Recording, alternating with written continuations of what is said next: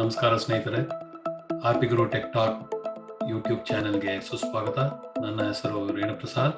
ನಾನು ಒಂದು ಹೊಸ ಸೆಲ್ ಫೋನ್ ಪ್ಲಾನ್ ಚೇಂಜ್ ಮಾಡ್ಕೊಳ್ಳೋಣ ಅಂತ ಡಿಸೈಡ್ ಮಾಡಿದೆ. ಸೊ ಮಿಂಟ್ ಮೊಬೈಲ್ ಒಂದು ಆಪ್ಷನ್ ಚೆನ್ನಾಗಿ ಕಾಣಿಸ್ತು. ಅದು ಒಳ್ಳೆ ಕಂಪ್ನಿ, ಒಂದು ರಿವ್ಯೂ ಪ್ರಕಾರ ಒಳ್ಳೆ ಕಂಪ್ನಿ ಅಂತ ಹೇಳಿದ್ದಾರೆ.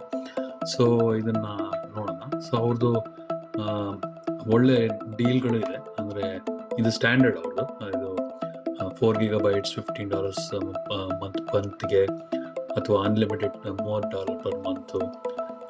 ಇವೆಲ್ಲ ಒಳ್ಳೆ ಡೀಲ್ಗಳು ಕಂಪೇರ್ಡ್ ಟು ಈ ಬಿಗ್ ಸೆಲ್ ಫೋನ್ ಪ್ರೊವೈಡರ್ಸ್ ಇರ್ತಾರಲ್ಲ, ಟಿ ಮೊಬೈಲು, ವೆರೈಸನ್, ಅವ್ರದೆಲ್ಲ ತುಂಬ ಎಕ್ಸ್ಪೆನ್ಸಿವ್ ಇರುತ್ತೆ.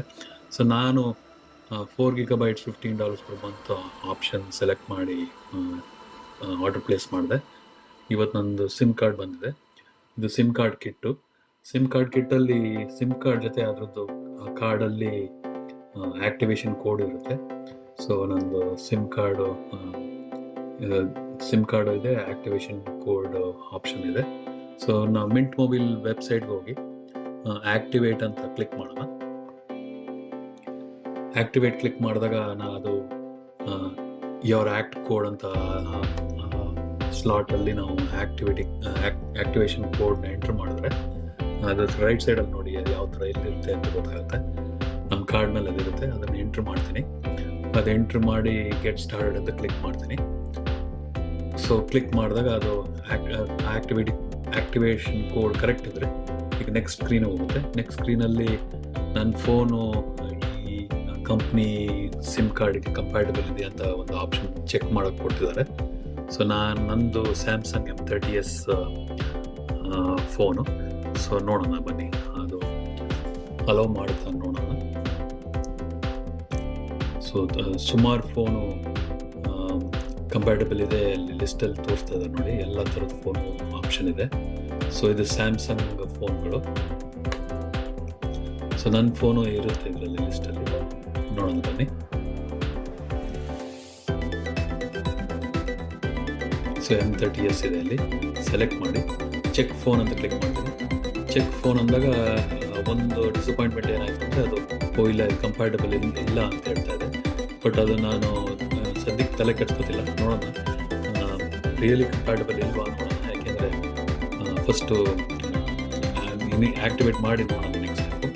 ಸೊ ಈಗ ನೆಕ್ಸ್ಟು ಸ್ಕಿಪ್ ದಿ ಸ್ಟೆಪ್ ಅಂತ ಕ್ಲಿಕ್ ಮಾಡ್ತೀನಿ. ಆವಾಗ ನೆಕ್ಸ್ಟ್ ಸ್ಕ್ರೀನ್ ಹೋಗುತ್ತೆ. ನೆಕ್ಸ್ಟ್ ಸ್ಕ್ರೀನಲ್ಲಿ ಜಿಪ್ ಕೋಡ್ ಹಾಕ್ಬಿಟ್ಟು 2 ಆಪ್ಷನ್ ಇದೆ. ಹೊಸ ನಂಬರ್ ತಗೋಬೋದು, ಇಲ್ಲ ಇರೋ ಕರೆಂಟ್ ಫೋನ್ ನಂಬರ್ನ ಟ್ರಾನ್ಸ್ಫರ್ ಮಾಡ್ಬೋದು. ನಂದು ಫೋನ್ ಟ್ರಾನ್ಸ್ಫರ್ ಮಾಡೋಕ್ಕೆ ಪ್ಲ್ಯಾನು. ಸೊ ಜಿಪ್ ಕೋಡ್ ಹಾಕಿ, ಆಮೇಲೆ ಜಿಪ್ ಕೋಡ್ ಹಾಕಿದ್ರಲ್ಲಿ ಆಮೇಲೆ ಟ್ರಾನ್ಸ್ಫರ್ ಮೈ ನಂಬರ್ ಅಂತ ಕ್ಲಿಕ್ ಮಾಡಿದೆ. ಅದು ಇದು ಯಾರ್ಯಾರು ಪ್ರೊವೈಡರ್ಸ್ ಇದ್ದಾರೋ ಅವ್ರ ಲಿಸ್ಟೆಲ್ಲ ಕೊಡುತ್ತೆ, ಮೇನ್ ಪ್ರೊವೈಡರ್ಸು. ಆಮೇಲೆ ನನ್ನ ಪ್ರೊವೈಡರ್ ಸೆಲೆಕ್ಟ್ ಮಾಡಿ ಅದನ್ನು ಡೀಟೇಲ್ಸ್ ಕಂಡುಹಿಡಿದೆ. ಇದು ನಂದು ಹಳೆ ಕ್ಯಾರಿಯರ್ನ ಅವ್ರ ಇನ್ಫಾರ್ಮೇಷನ್ ಎಲ್ಲ ಸಿಕ್ತು ನನಗೆ.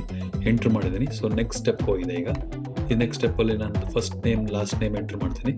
ನಂದು ಇಮೇಲ್ ಅಡ್ರೆಸ್ ಎಂಟ್ರ್ ಮಾಡ್ತೀನಿ. ಎಂಟ್ರ್ ಮಾಡಾದಮೇಲೆ ನೆಕ್ಸ್ಟ್ ನೆಕ್ಸ್ಟ್ ಸ್ಕ್ರೀನ್ಗೆ ಹೋದಾಗ ಇದು ನಂಬರ್ ಟ್ರಾನ್ಸ್ಫರ್ ಇನ್ ಪ್ರೋಗ್ರೆಸ್ ಅಂತ ಹೇಳುತ್ತೆ. ಆಮೇಲೆ ಒಂದು ಟೆಂಪ್ರರಿ ನಂಬರ್ ಕೊಡುತ್ತೆ. ನೀವು ಟ್ರಾನ್ಸ್ಫರ್ ಒಂದೊಂದು ಸರಿ ಈಗ ಇಮಿಡಿಯೇಟ್ ಆಗ್ಬೋದು, ಅದು 48 hours ಆಗ್ಬೋದು. ನಂದು ಇಮಿಡಿಯೇಟ್ ಆಯಿತು, ಆ್ಯಕ್ಟಿವೇಶನ್ ಕಂಪ್ಲೀಟ್ ಅಂತ ಬಂತು. ಸೊ ಈಗ ನನ್ನ ಫೋನಿಗೆ ಹೊಸ ಸಿಮ್ ಹಾಕೋಣ. ಸೊ ಇನ್ಸ್ಟಾಲ್ ಸಿಮ್ ಅಂತ ಕ್ಲಿಕ್ ಮಾಡ್ತೀನಿ. ಮಾಡಿಬಿಟ್ಟು ಈಗ ನನ್ನ ಫೋನ್ಗೆ ಸಿಮ್ ಕಾರ್ಡ್ ಸ್ಲಾಟ್ಗೆ ಈ ಮಿಂಟ್ ಮೊಬೈಲ್ದು ಸಿಮ್ ಕಾರ್ಡ್ ಹಾಕ್ತೀನಿ ಈಗ. ಸೊ ನಂದು ಫೋನಲ್ಲಿ ನಂದು ಸ್ಯಾಮ್ಸಂಗ್ M30s ಅಂತ ಹೇಳಿದ್ನಲ್ಲ, ನನ್ನ ಫೋನಲ್ಲಿ 2 ಸ್ಲಾಟ್ ಇದೆ. ಬಟ್ ಅದು ಒಂದೇ ನಂದು US ಅಲ್ಲಿ ಆ್ಯಕ್ಟಿವ್ ಇರೋದು. ಸೊ ಹಳೆ ಸಿಮ್ ಕಾರ್ಡ್ ತೆಗೆದುಬಿಟ್ಟು, ಯಾಕೆಂದರೆ ಅದನ್ನು ಇಲ್ಲಿಗೆ ಟ್ರಾನ್ಸ್ಫರ್ ಮಾಡ್ತೀನಲ್ಲ, ಸೊ ಹಳೆ ಸಿಮ್ ಕಾರ್ಡ್ ತೆಗೆದುಬಿಟ್ಟು ಈ ಹೊಸ ಸಿಮ್ ಕಾರ್ಡು ಮಿಂಟ್ ಮೊಬೈಲ್ದು ಸಿಮ್ ಕಾರ್ಡ್ ಹಾಕ್ತೀನಿ.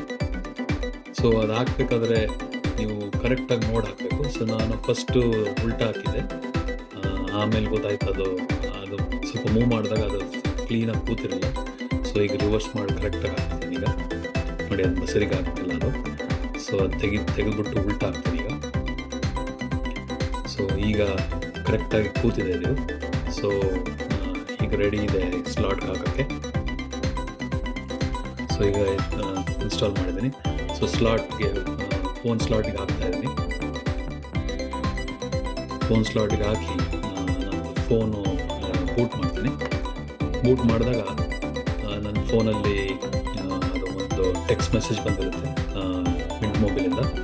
ಸೊ ಎಲ್ಲ ವರ್ಕ್ ಆಗ್ತಿದೆ ಈಗ. ಸೊ ಹೋಪ್ಫುಲಿ ನಿಮಗಿದು ಯೂಸ್ಫುಲ್ ಆಗುತ್ತೆ. ಟ್ರಾನ್ಸ್ಫರ್ ಮಾಡೋದಾದ್ರೆ ಇದೆ ಒಳ್ಳೆ